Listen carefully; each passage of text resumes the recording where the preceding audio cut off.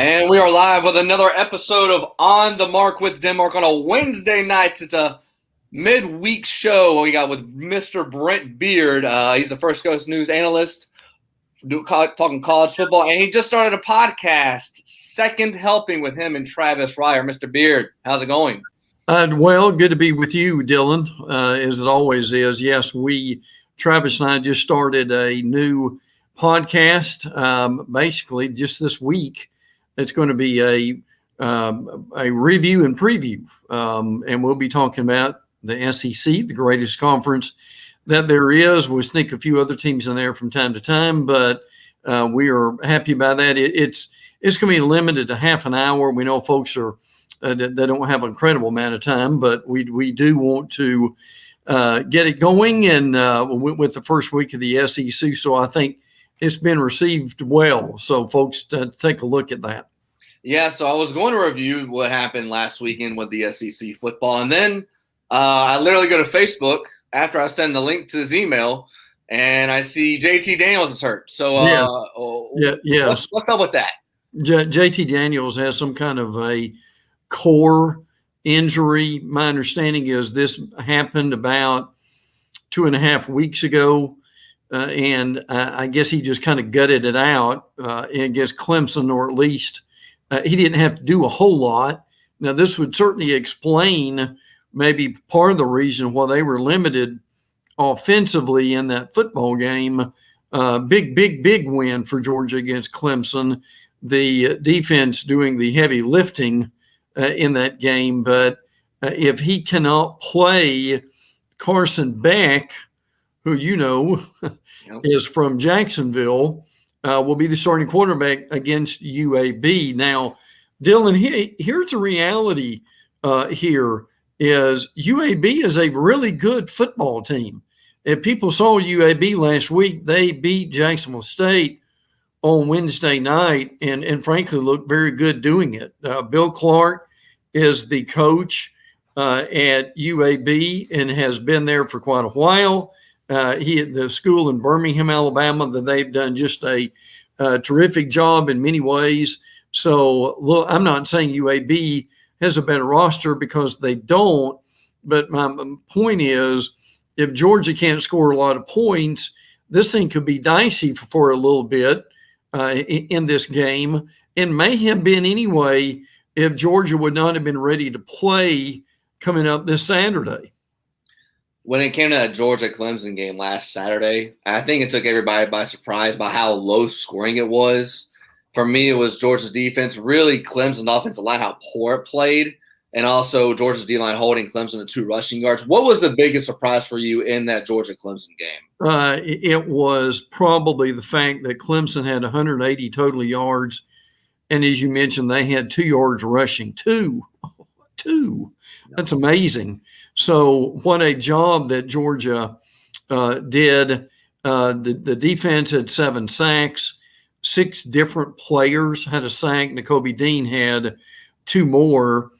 The Georgia defensive line, Dylan, was frankly unblockable. Jordan Davis, number 99, who basically is about as big as a tank, really just overwhelmed the Clemson offensive line. The only problem with that is Tate Ratledge, one of the offensive linemen for Georgia, now out for the season after that game. So that's disappointing, but just a simply humongous win for Georgia as they ended up being number 2 now behind Alabama. I went to the Florida game, so I didn't see all of the Georgia-Clemson game. But at the Florida game, the biggest story coming out of the game is the quarterback, Emory Jones, Anthony Richardson. Anthony Richardson just looks like an absolute freak when he's run with the football. Yeah. Hasn't shown anything yet throwing the football. Right. Do you think there has been a bit of an overreaction from Florida's fan base? Because I host a post-game show for Florida on a YouTube channel, and the only thing you hear is, "Oh, Emory Jones, get him out! We got to go with Richardson." And I'm like, okay, Dan Mullen, I think he knows a thing or two about quarterbacks, and Emory Jones, he might have started slow, he might have had a couple of bad plays, but I mean, like, it's just like everybody just wants to pull the plug and go. What's been your assessment so far? Well, Mullen will not let this get out of hand, and he will not let this become a quarterback controversy. even though the media and the fans would like for that to happen. Now, look, I do get it as far as some of the reservations that they've got about Emory Jones. I mean, Jones had 2 picks, 17 of 27 for 113. Although, let's be honest, he didn't have to do a whole lot, 74 yards rushing.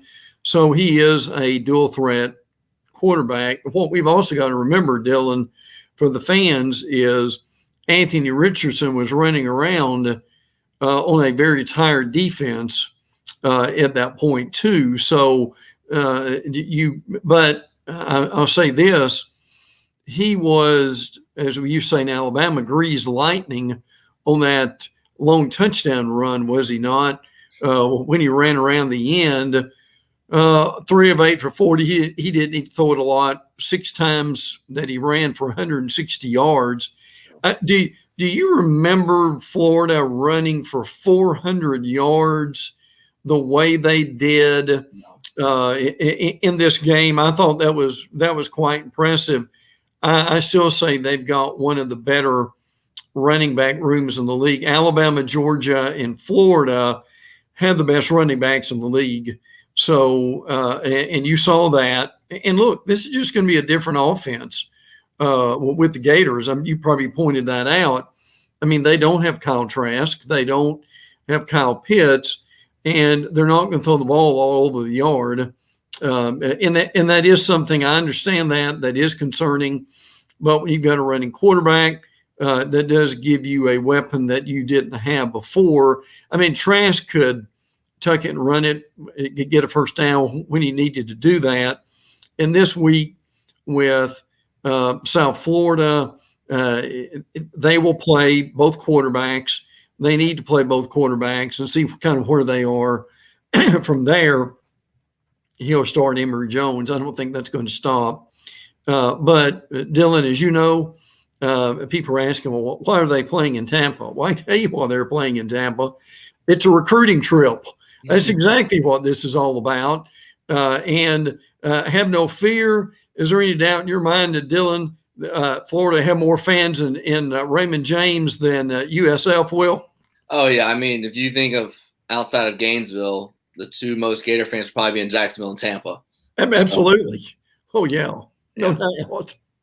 So let's move on to LSU, where they had a disappointing open to the season. It was a bit of an odd start because they had to leave a week early, a 10-hour bus ride to Houston with everything with the hurricane. How much should we take into consideration that LSU had to leave early and that it wasn't normal? Because football, just like anything else, you want to be creatures of habit and you want to be the same day to day. And they weren't that for a week and they didn't look ready to play. How much should we take that into consideration, knowing that they lost the way they did to UCLA? I think there may have been a little bit with that, but it was pretty obvious they were not ready to play. I think mentally as much as it was anything else. What blew me away in that game was UCLA just dominated the line of scrimmage. And I mean, Dylan, you could blow me over with a feather. I mean, UCLA had 200 yards plus rushing, and LSU didn't even have 50.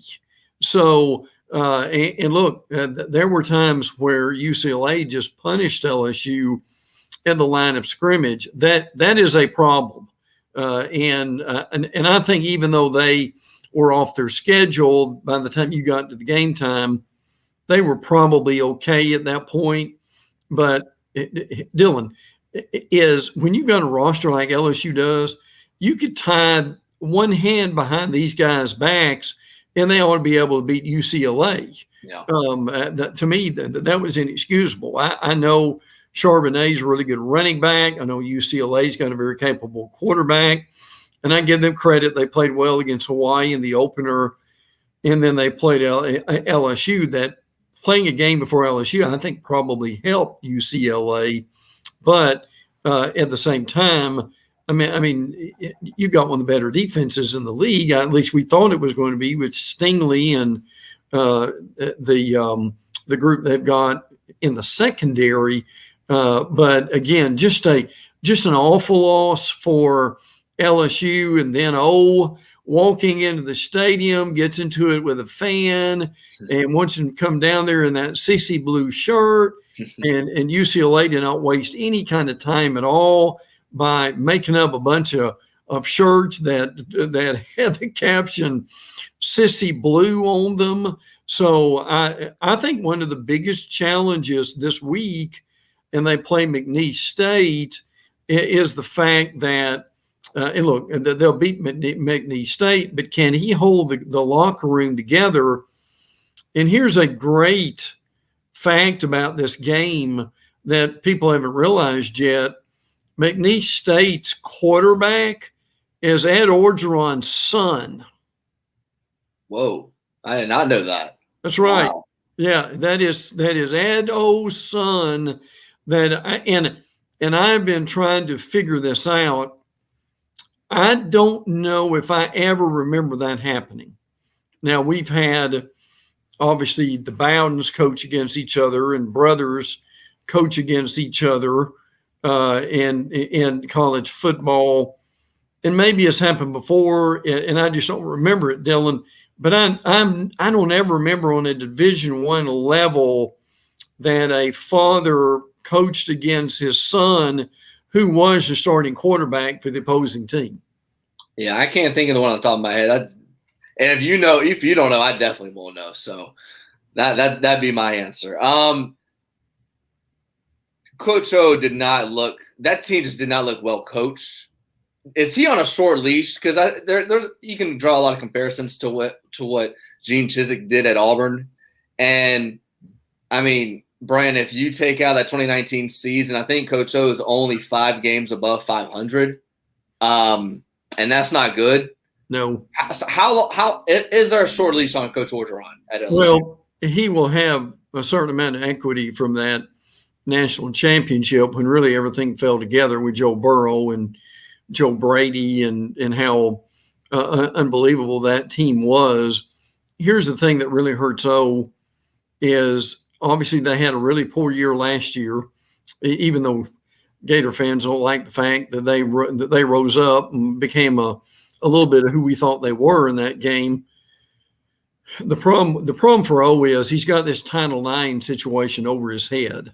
And Dylan, I'm telling you, if they end up 7-5 or 6-6, and this Title IX thing explodes in his face, and what we're talking about is several women have filed Title IX suits against LSU and basically the AD president and all the people involved here, because and Darius Geis was one of these players. There were around 9 LSU football players who were accused of violence toward women. LSU, according to reports from USA Today several months ago, really dealt with 2 players and basically ignored the rest of them. So if that really explodes in O's face after a difficult year, he would be in a lot of trouble. But you could also say same thing. You still have Will Wade in Baton Rouge, the basketball coach, who was caught on tape, basically offering and talking about money to recruits. So politically and otherwise, you never quite know what might happen at LSU. Yeah, that's definitely the truth. Brent, last question for me, and I'll let you go. I was impressed with FSU, not that they were able to compete, but the level of speed they had to go toe-to-toe with Notre Dame.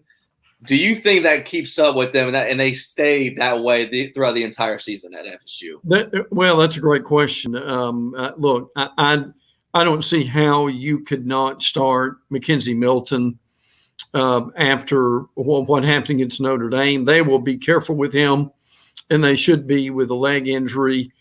And because they've got Jacksonville State, they will be able to also play Jordan Travis. Jordan Travis was okay. Obviously, the 3 turnovers really hurt FSU. That resulted in 21 points for Notre Dame. But, Dylan, if you remember on a couple of those passes, the reality is if he put some air under the ball, Basically one of them may have gone for a touchdown. Down 18, come back to tie the game. I mean, just a marvelous performance. Jermaine Johnson coming over from Georgia, number 11, was absolutely unblockable on the FSU defensive line. That's something they need to carry with them. Deshaun Corbin, the A&M transfer, basically had close to 150 yards, long touchdown run during the game. Also, Treshaun Ward also took some snaps from the shotgun, but they were so much better. Look, even the team last year, and certainly under Willie Taggart, they would have just given up after getting behind by 18 points. It's a shame they put all the pressure on the kicker in overtime to be able to get them ahead. Look, Dylan, I'm not so sure that they would not have done better just to put some extra blockers in for Mackenzie Milton and just shun the field goal and try to get a first down. But regardless, it certainly gave some hope and promise, did it not, for FSU fans who need a lot of it coming into this season. Yeah, I mean, they probably haven't had hope like this since 2017 week 1 before they had played Alabama. Oh, yeah, absolutely. Or it was almost the biggest win since 2016 to open the season when they beat Ole Miss. Yeah, that's very true. Brent, thank you for the time. That's all I got. Recap, tell us again who your podcast is with Travis Fryer and how they can catch you. I appreciate that very much.